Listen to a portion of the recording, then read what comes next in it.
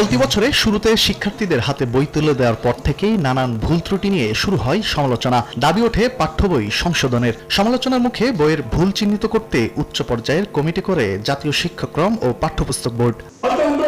শুক্রবার ঢাকা রিপোর্টার্স ইউনিটিতে নতুন পাঠ্যপুস্তকের নানা অসঙ্গতি নিয়ে আলোচনা সভার আয়োজন করে জাতীয় শিক্ষক ফোরাম। এ সময় ইসলামী আন্দোলন বাংলাদেশের সিনিয়র নায়েব আমির মুফতি সৈয়দ মোহাম্মদ ফয়জুল করিম নতুন পাঠ্যপুস্তকের সমালোচনা করে বলেন, শিল্প ও সংস্কৃতির নামে ইসলামী সংস্কৃতি মুছে ফেলার পায়তারা করছে সরকার।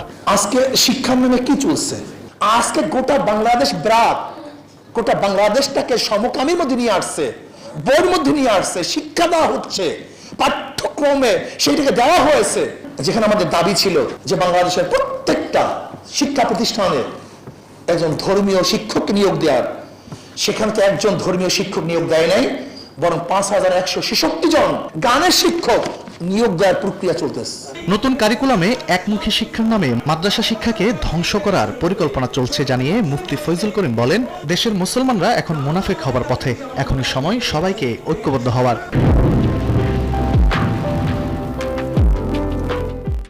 আমাদের মাদ্রাসার ইফতেদায়ী বইয়ে যে সালামের পরিবর্তে হাত উল্টো করে এই যে আনন্দ বাজার পত্রিকায় প্রণাম দেওয়ার যে পদ্ধতি, উল্টো হাত, এই যে দেখেন আনন্দ বাজার পত্রিকায় যে ছবি ছাপা হয়েছে, ঠিক আমাদের সন্তানদেরকে ওই একই ছবি, সেই আলোকে তাদেরকে প্রণাম দেওয়ার শিক্ষা দেওয়া হচ্ছে। এই ইস্যুতে সবাইকে সামনে নিয়ে আসেন, ঐক্যবদ্ধ হন। যদি আপনি এখন ঐক্যবদ্ধ না হন, বিচ্ছিন্ন থাকেন, কে কোন মতের, কে কোন পথের আমার জানার বিষয় নয়, এই শিক্ষা কারিকুলামকে পরিবর্তন করার জন্য সব ঐক্যবদ্ধ হন। বৈঠকে নতুন পাঠ্যপুস্তক নিয়ে 10 দফা দাবি তুলে ধরেন জাতীয় শিক্ষক ফোরামের নেতারা। তানভীর হাসান মেঘ, সময় সংবাদ, ঢাকা।